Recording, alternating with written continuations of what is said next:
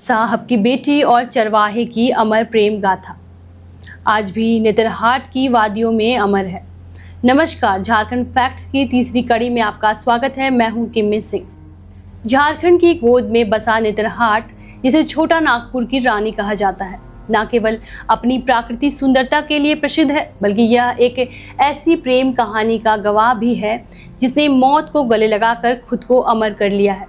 समुद्र तल से लगभग 3622 फीट की ऊंचाई पर स्थित यह हिल स्टेशन अपनी मखमली घास, चीड़ के ऊंचे पेड़ों और बादलों से बातें करती पहाड़ियों के लिए जाना जाता है। लेकिन जब शाम ढलती है और सूरज की लालिमा मैग्नोलिया पॉइंट पर बिखरती है, तो फिजाओं में एक सिसकी सी सुनाई देती है। एक ऐसी सिसकी जो ब्रिटिश काल की एक लड़की और एक स्थानीय चरवाहे के अटूट प्रेम की याद दिलाती है। नेतरहाट, छोटा नागपुर की रानी का परिचय। झारखंड के लातेहार जिले में स्थित नेतरहाट प्रकृति प्रेमियों के लिए किसी स्वर्ग से कम नहीं है। यहाँ की जलवायु साल भर सुहावनी रहती है, जिसके कारण ब्रिटिश काल में अंग्रेज अधिकारी इसे अपनी ग्रीष्मकालीन राजधानी या आरामगाह के रूप में इस्तेमाल करते थे। नेतरहाट की सबसे बड़ी विशेषता यहाँ का सूर्योदय और सूर्यास्त है। कोयल नदी की घाटी से सूरज का निकलना और मैग्नोलिया पॉइंट से उसका ढलना एक ऐसा दृश्य पैदा करता है जिसे देखने के लिए दुनिया भर से पर्यटक खींचे चले आते हैं।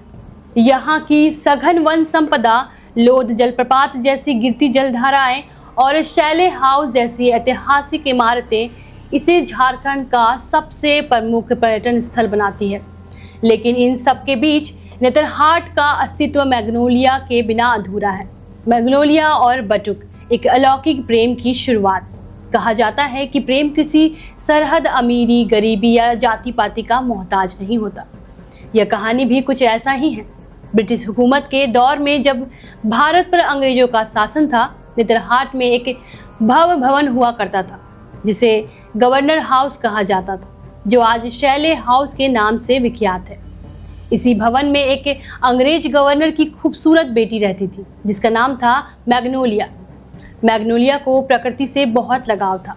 वह अक्सर अपने घोड़ों पर सवार होकर नेतरहाट की घने जंगलों और वादियों में घूमने निकल जाती थी।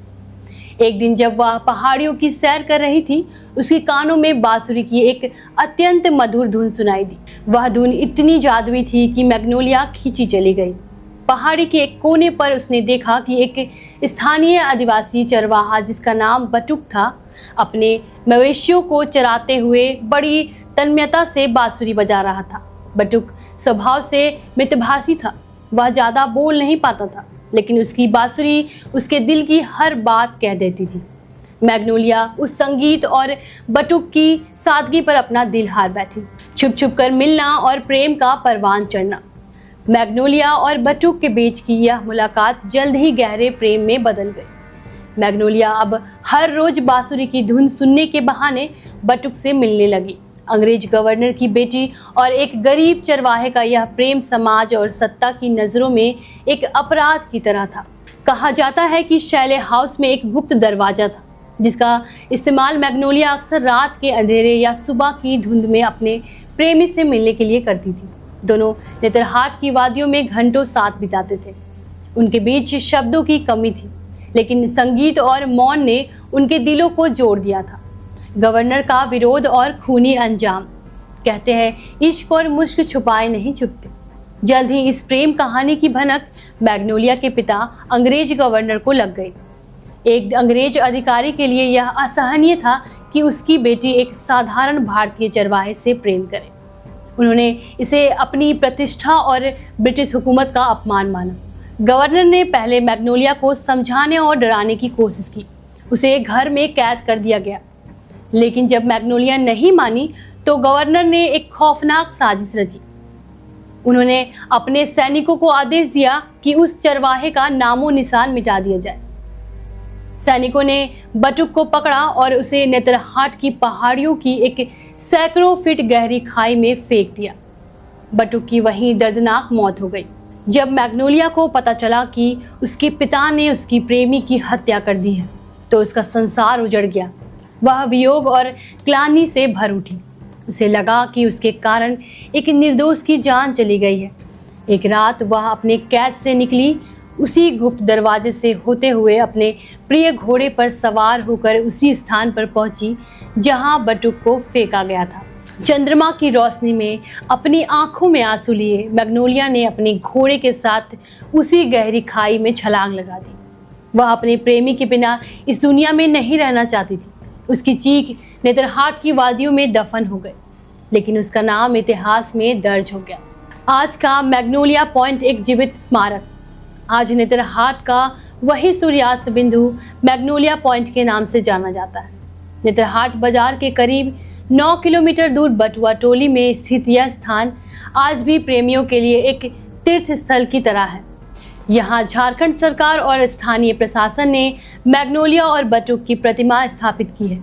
एक पत्थर पर उनकी प्रेम कहानी को उकेरा गया है ताकि आने वाली पीढ़ियां इस इतिहास को याद रख सके। हर शाम यहाँ हजारों पर्यटक जमा होते हैं। जब सूरज डूबता है तो लोग शांति से उस खाई की ओर देखते हैं, मानो मैग्नोलिया की बांसुरी की धुन ढूंढ रहे हों।